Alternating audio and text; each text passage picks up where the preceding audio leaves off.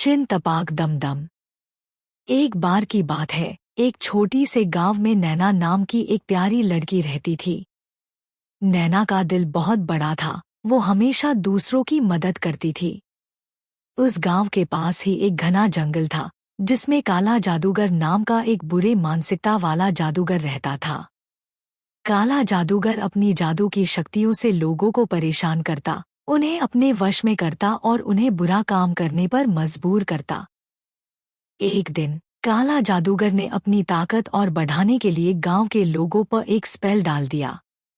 Spell की वजह से सब गांव वाले अपनी असली पहचान भूल गए और आपस में ही झगड़ा करने लगे। पूरा गांव एक दूसरे के खिलाफ हो गया था। नैना को ये बात समझ नहीं आ रही थी कि आखिर गांव वालों को क्या हो गया है। एक दिन उसने अपनी दादी से इस बारे में पूछा, तो दादी ने उससे काला जादूगर और उसकी बुरी जादू शक्तियों के बारे में बताया। दादी ने कहा कि अगर कोई इस बुरे जादूगर को नहीं रोका तो पूरा गांव बर्बाद हो जाएगा। नैना ने अपने गांव को बचाने का फैसला किया। उसने अपनी दादी के पुराने किताबों में से एक किताब उठाई जिसमें काला जादूगर के जादू का टोर लिखा था। नैना ने उस किताब को पढ़ना शुरू किया और धीरे धीरे उसने सीख लिया कि काला जादूगर के जादू का टोर क्या है। एक रात नैना ने अपनी हिम्मत जुटाई और उस जंगल की तरफ चल पड़ी जहां काला जादूगर रहता था। जंगल में घना अंधेरा था और हर तरफ अजीब से आवाजें आती थी, लेकिन नैना अपने इरादे में मजबूत थी। जंगल के बीच में एक पुरानी हवेली थी जिसमें काले जादूगर अपनी काला जादू की किताबों के साथ बैठा था। नैना चुपके से उस हवेली में घुसी और काले जादूगर के सामने आई।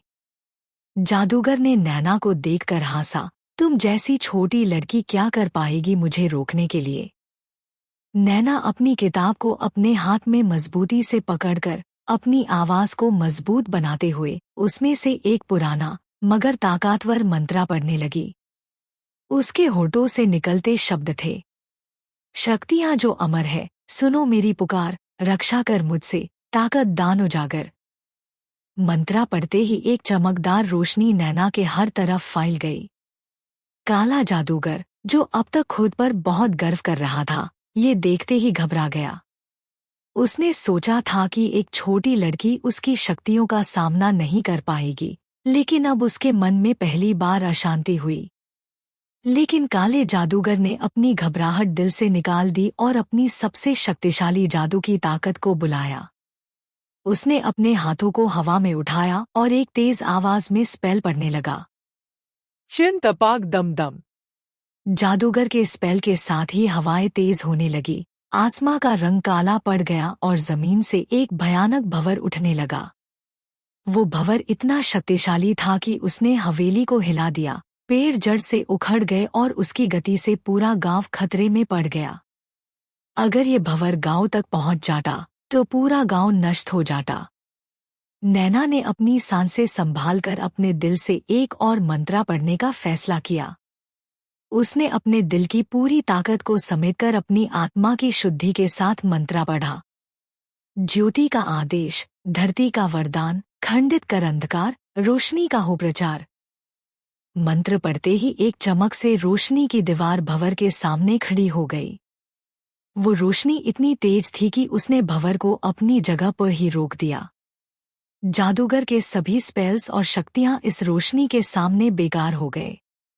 जादूगर ने अपना सबसे शक्तिशाली स्पेल डाल दिया था, लेकिन इस दीवार के आगे उसकी सारी शक्तियां फीकी पड़ गई। जादूगर ने अपनी सारी कोशिश कर ली, लेकिन इस जादू का टोर उसके पास नहीं था। रोशनी की दीवार ने उसके भंवर को पूरी तरह से खत्म कर दिया और उसके साथ ही उसकी बुरी शक्तियों को भी समाप्त कर दिया। हार मानकर काले जादूगर ने अपने घुटने टेक दिए और समझ गया कि उसका समय समाप्त हो चुका है। काला जादूगर अपनी शक्तियों को हमेशा के लिए खो चुका था। नैना ने उसको उसके बुरे काम के लिए माफ कर दिया, लेकिन उससे कहा कि अब कभी किसी को भी परेशान ना करे। काले जादूगर ने वादा किया और जंगल के सबसे दूर कोने में जाकर अपना बसेरा बनाया। और इस तरह नैना ने अपने प्रेम और साहस से गांव वालों को बचाया।